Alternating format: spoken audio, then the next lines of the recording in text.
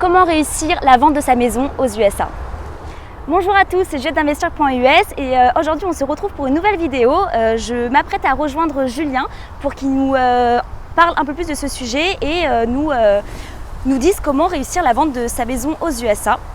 Donc je vous emmène avec moi pour cette nouvelle vidéo.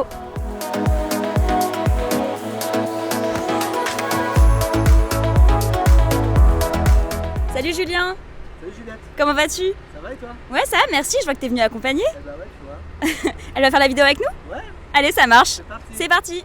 C'est parti. Alors merci d'être avec moi Julien aujourd'hui. Avec plaisir.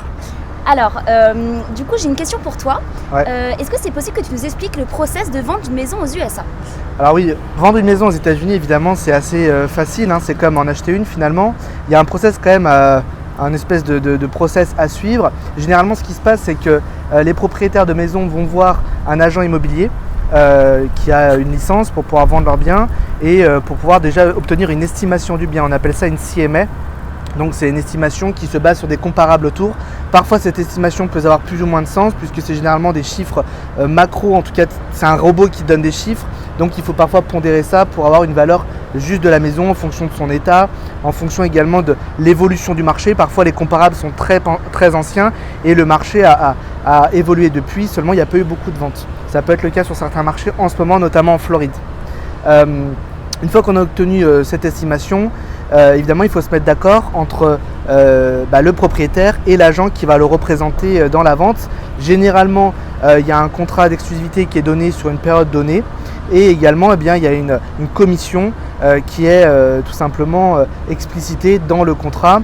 En moyenne on parle de 6% de commission. Alors cette commission de 6% en fait peut se répartir entre l'agent que vous choisissez en tant que vendeur, qui vous représente la transaction, et également l'agent qui pourrait ramener un acheteur, et donc il y a un split, il y a un partage qui se fait de 3% pour chaque agent. Et donc une fois que tous ces termes sont définis, c'est le moment de mettre en place le listing et donc la mise en place de la vente du bien, avec notamment des photos, tout un tas d'informations qu'on pourrait ramener, que le propriétaire pourrait avoir, pour faciliter la vente au maximum. Et donc là on met le bien en vente sur ce qu'on appelle la MLS, donc la base commune auquel tous les agents peuvent avoir accès.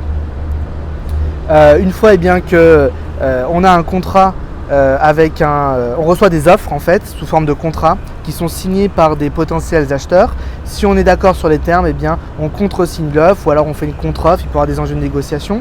Et donc une fois qu'on s'est mis d'accord, qu'on a une acceptation entre les deux parties, vient le moment du closing. Donc là il y a plusieurs étapes à franchir. S'il y a un financement, ça peut être plus long, mais tout ça est organisé avec bien sûr une title company, donc un notaire, et qui récupère généralement également les fonds de l'acheteur et qui les délivre tout simplement ensuite au vendeur.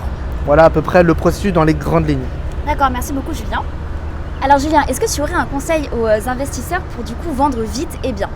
Alors vendre vite et bien, déjà c'est, je pense, choisir le bon interlocuteur, le bon agent pour bien se faire représenter dans la transaction. Donc quelqu'un qui connaît bien le marché local, parfois quelqu'un qui connaît bien le type de produit que vous avez. Ça peut être par exemple en Floride, on a beaucoup de maisons dites waterfront, c'est-à-dire en bord de mer ou en bord de canal. Ça peut être des marchés assez spécifiques et donc il faut parfois faire appel à des gens qui ont fait des ventes de ce type-là.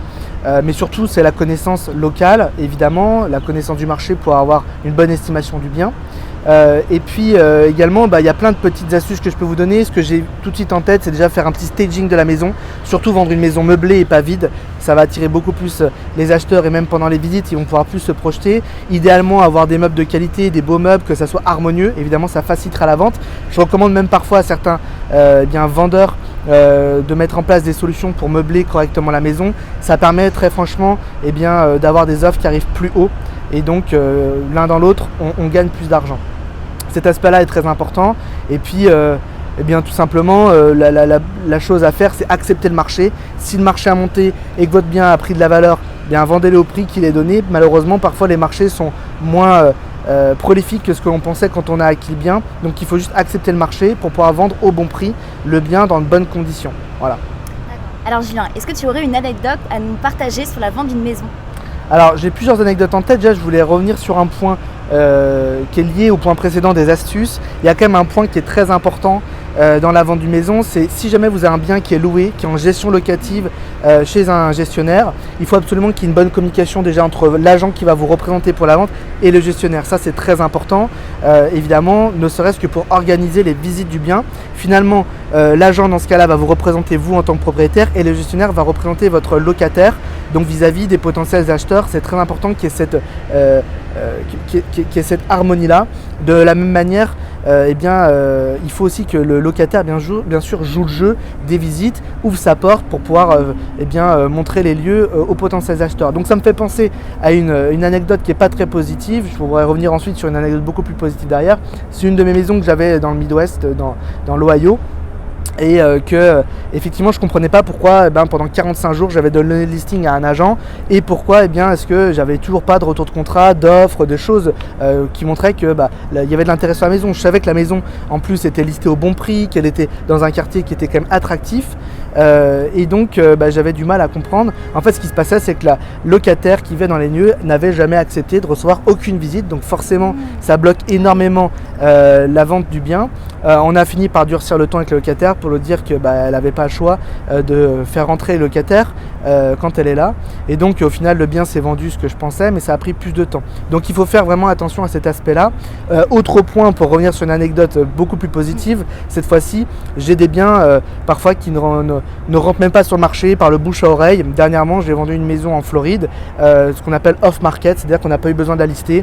J'ai juste donné un coup de fil à un ami qui je sais a beaucoup d'investisseurs de Nouvelle-Angleterre.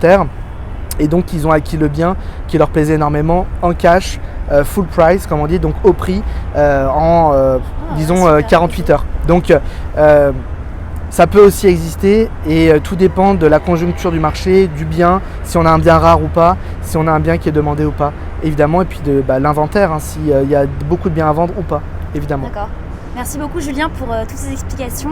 Un dernier mot pour la fin Non, je pense qu'on a fait le tour rapidement sur la vente d'une maison. On ne peut pas faire un guide complet, chaque cas est différent évidemment.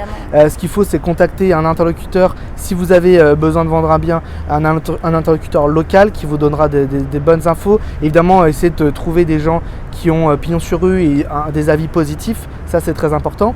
En tout cas, si vous avez des biens en Floride et que vous pensez à les vendre, n'hésitez pas à nous contacter, on vous accompagnera avec grand plaisir.